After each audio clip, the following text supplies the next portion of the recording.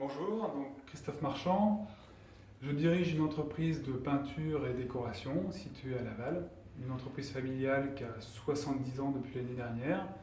On s'est arrêté pendant un mois complètement au niveau de l'entreprise et puis petit à petit, au bout de déjà une semaine, 10 jours, on a commencé à s'interroger.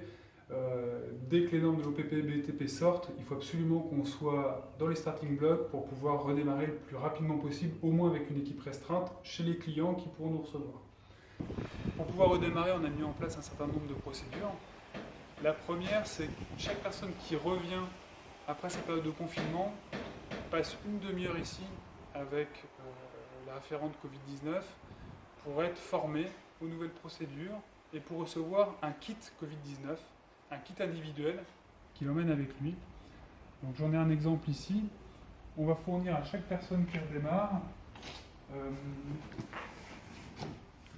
du désinfectant, de l'essuie-tout, des masques hors normes sanitaires, mais qui permettent, quand ils sont portés par tout le monde, de réduire le risque de transmission au maximum, du savon pour se laver les mains régulièrement sans s'abîmer les mains avec du gel hydroalcoolique, et du gel hydroalcoolique apporté en permanence avec nous.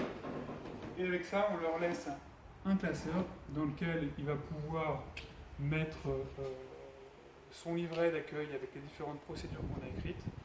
Il va pouvoir aussi stocker un certain nombre d'affichettes qui lui permettent de baliser sa zone chantier. Et puis, on y mettra aussi les PPSPS spécifiques Covid-19 quand ils vont être effectués sur certains chantiers. Ça, c'est au démarrage. Ensuite, dans les véhicules, les compagnons doivent systématiquement porter le masque dès qu'ils sont deux. On n'a pas mis en place de séparation. On a mis en place le lavage des mains et le port du masque obligatoire, tout le long du trajet. On limite le passage au maximum ici, à l'atelier. Les gars doivent passer leurs commandes de Réapro par SMS ou par mail à leur chargé d'affaires ou au responsable du magasin. Quand on reçoit de la marchandise, on la stocke 24 heures avant sur palette et les compagnons viennent la récupérer du coup le lendemain de leur commande. Et on considère qu'avec le temps d'attente, le risque viral est descendu au maximum. Pour la partie rendez-vous client, on a beaucoup axé les choses nous, sur le lavage des mains. On assure nos clients qu'on arrive chez eux, on a le masque et les mains désinfectées. Et quand on repart de chez eux, on fait exactement les mêmes procédures pour être tranquille. Alors aujourd'hui, nous avons des difficultés à prendre les gros chantiers, là où il y avait plusieurs corps d'État, là où il y avait un architecte, un PGC à modifier, des PPSPS à renvoyer.